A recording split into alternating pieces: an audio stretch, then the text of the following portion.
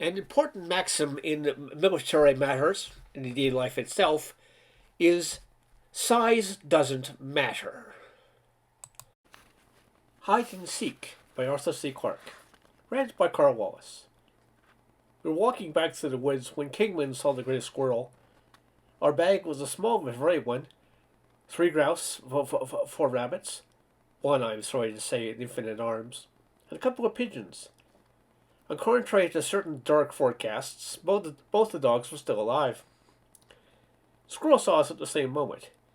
It knew it was marked for immediate execution as a result of the damage it had done to the trees on the estate. Perhaps it had lost close relatives to Kingman's gun. 3 leaps it had reached the base of the nearest tree and vanished behind it in a flicker of grey. We saw his face once more, free for a moment around the edge of it shielded a dozen feet from the ground. But though we waited, with guns leveled hopefully at various branches, we never saw it again. Kingman was very thoughtful as he walked back across the lawn to the magnificent old house. He said nothing as we handed our victims to the cook, who received them without much enthusiasm, and only emerged from his reverie when we were sitting in the smoking room and he remembered his duties as a host. That tree rat, he said suddenly. He always called them tree rats, on the grounds that people were too sentimental to shoot the dear little squirrels. Reminded me of a very peculiar experience that happened shortly before I retired. Very shortly indeed, in fact. I thought it would, said Carson dryly. I gave him a glare. He'd been in the Navy and he'd heard Kingman's stories before, but they were still new to me. Of course, King remarked at the slightly nettled, if you'd rather I didn't. Do go on, I said hastily. You've made me curious. What connection there could possibly be between a grey squirrel and the Second Jovian War, I can't imagine. Kingman seemed mollified. I think I better change some names, he said thoughtfully, but I won't alter the places. The story begins on about a million kilometers sunward of Mars. K-15 was a military intelligence operative. It gave him considerable pain when unimaginable people called him a spy, but at the moment he had much more substantial grounds for complaint. For 10 days now, a fast enemy cruiser had been coming up astern. Though it was flattering to have the undivided attention of such a fine ship, and so many heavily trained men, it was an honor that K-15 would willingly have forgone. What made the situation doubly annoying was the fact that his friends were meeting off Mars in about 12 hours, aboard a ship quite capable of dealing with a mere cruiser, from which you would gather that K-15 was a person of some importance. Unfortunately, the most optimistic calculation showed the saucers would be within accurate gun range in 6 hours. In some 6 hours 5 minutes, therefore, K-15 was likely to occupy an extensive and still expanding volume of space. It might just be time for him to land on Mars, but that would be one of the worst things he could do. It would certainly annoy the aggressively neutral Martians, and the political complications would be frightful. Moreover, if his friends had to come down to the planet to rescue them, it would cost them more than 10 kilometers a second in fuel, most of their operational reserve. He only had one advantage, and that a very dubious one. The commander cruiser might guess he was heading for a rendezvous, but he would not know how close it was or how large was the ship that was coming to meet him. If he could keep alive for only 12 hours, he would be safe. The if was a somewhat considerable one. K-15 looked moodily at his charts, wondering if it was worthwhile to burn the rest of his fuel in a final dash. But a dash to where? He would be completely helpless then, and the pursuing ship might still have enough in her tanks to catch him as he flashed outward into that empty darkness beyond all hope of rescue. Passing his friends as they came sunward, as a relative speed so great they could do nothing to save him. With some people, the shorter the expectation of life, the more sluggish are the mental processes. They seemed hypnotized by the approach of death, so resigned to the fate they could do nothing to avoid it. K-15, on the other hand, found his mind work better in such a desperate emergency. It began to work now as it had seldom done before. Commander Smith, a name will do as well as any other, of the cruiser Doradus, was not unduly surprised when K-15 began to decelerate.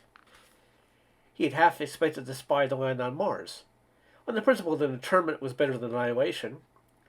But when the plotting room brought the news a little scout ship was heading to Phobos, he felt completely baffled. The inner moon was nothing but a lump of rock some 20 kilometers across, and not even the economical Martians had ever found a use for it. K-15 was pretty desperate. He thought he was going to be of greater value to him.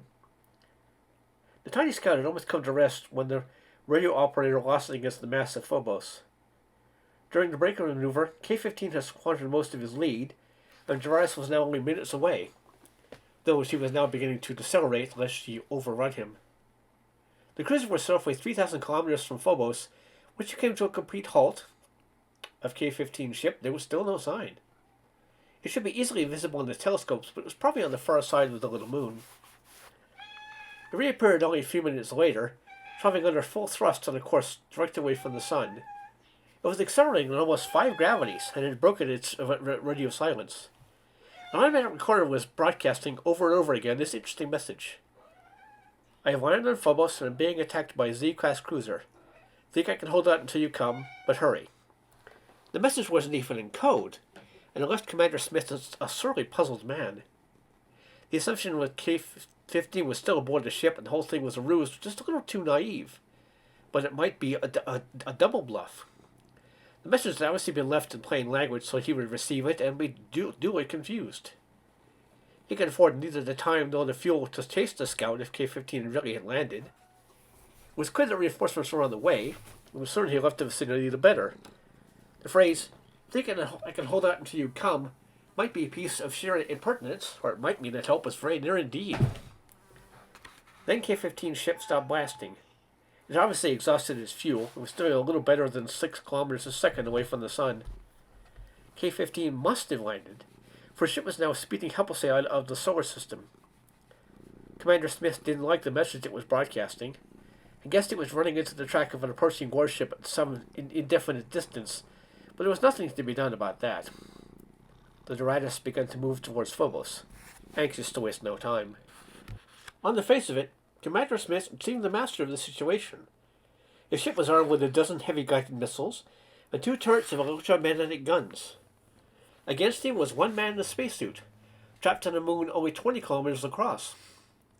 It was not until Commander Smith had his first good look at Phobos, from a distance of less than 100 kilometers, he began to realize that, after all, K-15 might have a few cards up his sleeve. To say that Phobos has a diameter of 20 kilometers, as the astronomy books invariably do, is highly misleading. The word diameter implies a degree of symmetry which Phobos most certainly lacks. Like those other lumps of cosmic slag, the asteroids, the shapeless mass of rock floating in space, with, of course, no hint of an atmosphere and not much more gravity. Turns on its axis once every 7 hours 39 minutes, thus keeping the same face always to Mars, which is so close that appreciably less than half the planet is visible. The pole is below the curve of the horizon. Beyond this, there is very little more to be said about Phobos. K-15 had no time to enjoy the beauty of the crescent world filling the sky above him. He thrown all the equipment he could carry out the airlock, set the controls, and jumped. As he watched the little ship flaming out towards the stars, he watched it go with feelings he did not care to analyze. He'd burned his boats with a vengeance. He could only hope the oncoming battleship would intercept the radio message as the empty vessel went racing by into nothingness. There was always a faint possibility the enemy cruiser might go in pursuit, but that was rather too much to hope for. He turned to examine his new home. The only light was the ochre ratings of Mars, since the sun was below the horizon, but that was quite sufficient for his purpose, and he could see very well.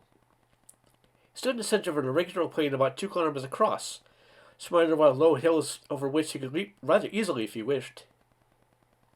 It was a story I remember reading long ago about a man who had accidentally jumped off Phobos, though that wasn't quite possible, although it was on Deimos, as escape velocity was still about 10 meters a second. But unless he was careful, he might easily find himself at such a height that it would take hours to fall back to the surface. That would be fatal. For K-15's plan was a simple one. It was to remain as close to the surface of Phobos as possible, and diametrically opposite the cruiser. The Darius could then fire all her armament against the 20 kilometers of rock, and he wouldn't even feel the concussion. There were only 2 serious dangers, and one of them did not worry him greatly. To the layman, knowing nothing about the finer details of astronautics, the plan would have seemed quite suicidal. The Darius was armed with the latest and ultra-scientific weapons. Moreover, the 20 kilometers would separate her from her prey represented less than a second's flight at maximum speed. But Commander Smith knew better. He was already feeling rather unhappy. He realized, all only too well, that of all the machines of transport man has ever invented, a cruiser in space is far and away the least maneuverable. It was the simple fact that K-15 can make half a dozen circuits of his little world, while Commander was persuading Doradus to make even one. There was no need to go into technical details, but those who are unconvinced might like to consider these elementary facts. A rocket-driven spaceship can, obviously, only accelerate along its major axis, that is, forward. Any deviation from a straight course demands a physical turning of the ship, so the motors can blast in another direction. Everyone knows this is done by internal gyros or tangential steering jets, but few people know just how long the simple maneuver takes. The average cruiser, fully fueled, has a mass of 2,000 or 3,000 tons, which does not make for rapid footwork. But things are even worse than this, for it isn't the mass, but the moment of inertia that matters here. And since a cruiser is a long, thin object, its moment of inertia is slightly colossal. The sad fact remains, though it is seldom mentioned by astronautical engineers, that it takes a good 10 minutes to rotate a spaceship through 180 degrees, with gyros of any reasonable size. Control jets aren't much quicker. In any case, their use is restricted because the rotation they produce is permanent, and they are liable to leave the ship spinning like a slow-motion pinwheel, to the annoyance of all inside. In the ordinary way, these disadvantages are not very grave. One has millions of kilometers and hundreds of hours in which to deal with such minor matters as a change in the ship's orientation. It is definitely against the rules to move in 10-kilometer radius circles, and the commander of the Doradus felt distinctly aggrieved. K-15 wasn't playing fair. At the same moment, that resourceful individual was taking stock of the situation, which might very well have been worse. He reached the hills in 3 jumps and felt less naked than he had out in the open plain. The food and equipment he had taken from the ship he'd hidden where he hoped he could find it again. But as his suit could keep him alive for over a day, that was the least of his worries. The small packet that was the cause of all the trouble was still with him, in one of those numerous hiding places a well-designed spacesuit affords. There was exhilarating loneliness about his mountain eyrie, even though he was not quite as lonely as he would have wished. Forever fixed in the sky, Mars was waiting almost visibly as Phobos swept above the night side of the planet. He could just make out the lights of some of the Martian cities, gleaming pinpoints marking the junctions of the invisible canals. All else was stars and silence, and a line of jagged peaks so close it seemed he could almost touch them. Of the Doradus there was still no time. She was presumably carrying out a careful telescopic examination of the sunlit side of Phobos. Mars was a very useful clock. When it was half full, the sun would rise, and very probably so would the Doradus. But she might approach for some quite unexpected quarter. She might even, and this is the one real danger, have landed a search party. This was the first possibility that occurred to Commander Smith when he saw just what he was up against. Then he realized the surface area of Phobos was over 1,000 square kilometers, and he could not spare more than 10 men from his crew to make a search of that jumbled wilderness. Also, K-15 would certainly be armed. Considering the weapons which Doradus carried, this last objection might seem singularly pointless. It was very far from being so. In the ordinary course of business, sidearms and other portable weapons are as much used to a space cruiser as are cutlasses and crossbows. The Doradus happened, quite by chance, and against regulations at that, to carry one automatic pistol and 100 rounds of ammunition. Any search party would therefore consist of a group of unarmed men looking for a well-concealed and very desperate individual who could pick them off at his leisure. K-15 was breaking the rules again.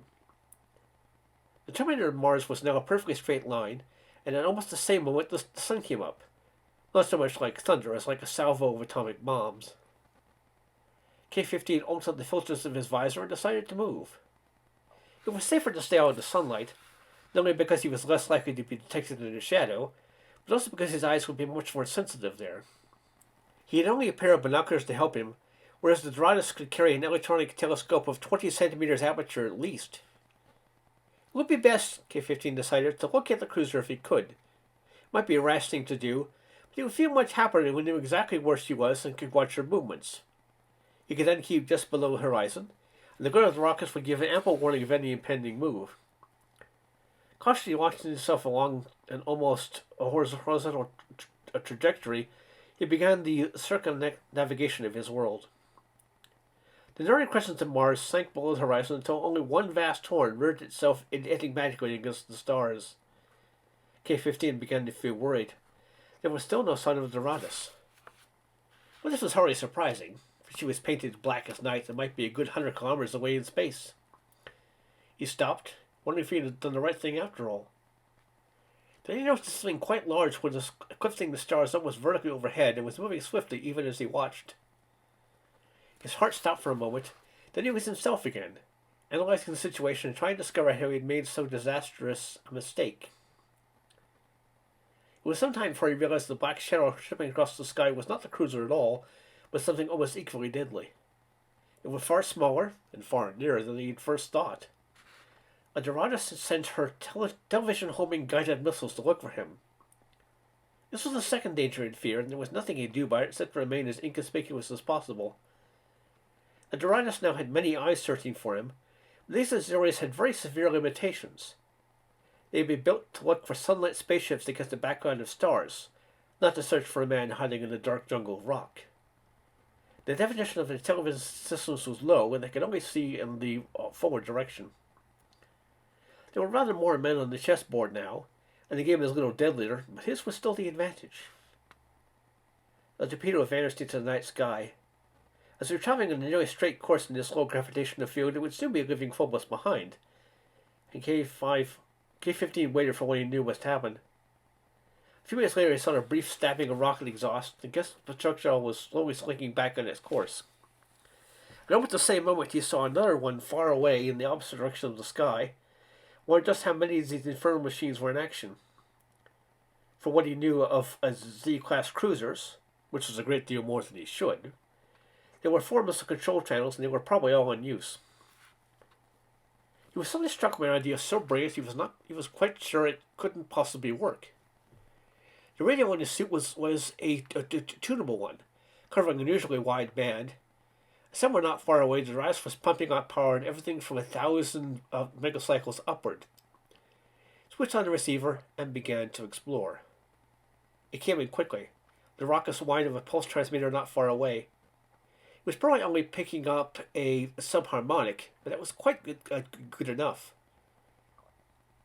It warbled sharply. For the first time, K-15 allowed himself to make long-range plans about the future. The device had betrayed herself. As long as she operated her missiles, he would know exactly where she was. He moved cautiously forward towards the transmitter. To his surprise, the signal faded, then increased sharply again. This puzzled him until he realized he must be moving through a diffraction zone. His wits might have told us something useful if he had been a good enough physicist, but he couldn't imagine what. The device was hanging about 5 kilometers above the surface, in full sunlight. Her non-reflecting paint was overdue for renewal, and K-15 could see her clearly. As he was still in darkness, and the shadow eye was moving away from him, he decided he was as safe here as anywhere.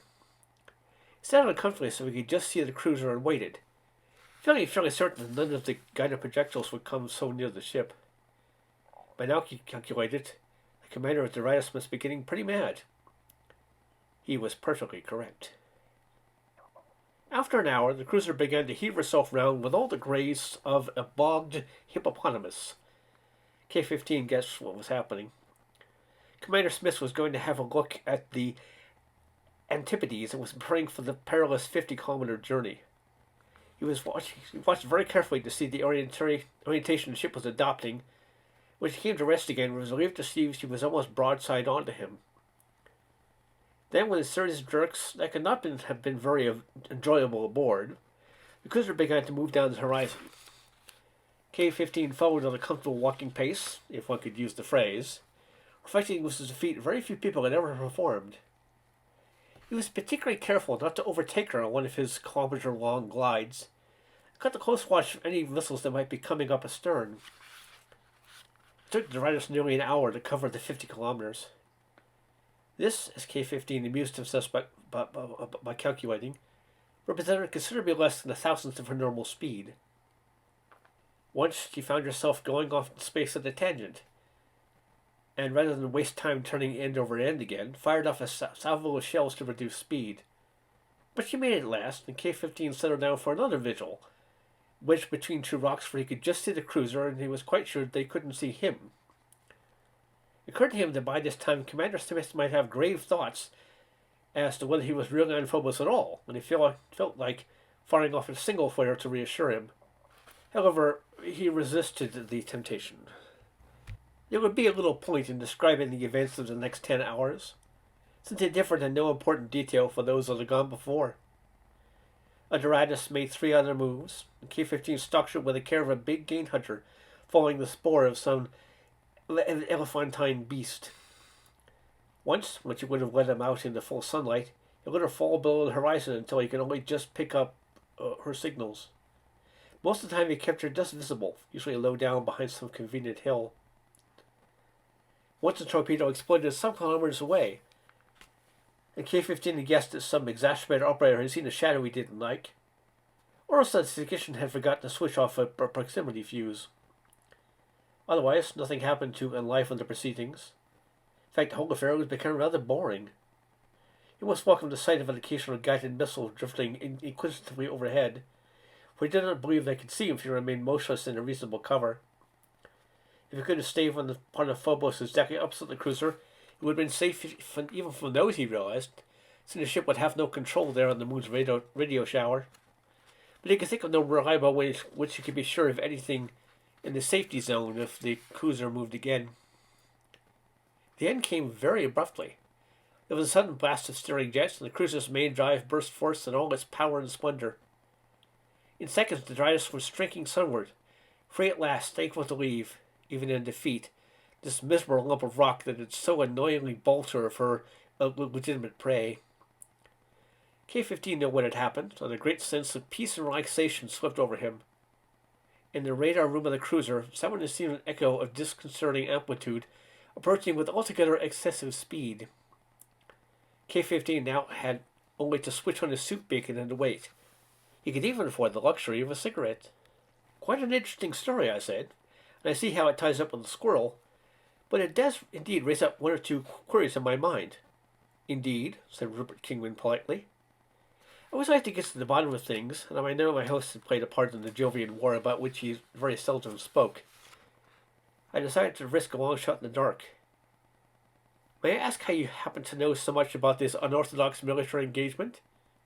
It isn't possible, is it, that you were K-15? There was an odd sort of strangling noise from Carson. The king said, quite calmly, "No, I wasn't." He got to his feet and went off towards the gunroom. "Excuse me, I'm going to have another shot at that trade rat. Maybe I'll get him this time." And he was gone. Carson looked at me as if to say, "This is another house you'll never be invited to again." When the host was out of earshot, he remarked in a coldly cynical voice, "You've done it. What'd you have to say that for?" "Well, it seemed a safe guess. How else could he have known all that?" "As a matter of fact, I believe he met K-15 after the war. Must have had an interesting conversation together. But I thought you knew that Rupert was retired from the service with only the rank of lieutenant commander. Good Venkrite could never see his point of view. After all, it just wasn't reasonable. The commander of the fastest ship on the fleet couldn't catch a man in a spacesuit." The end.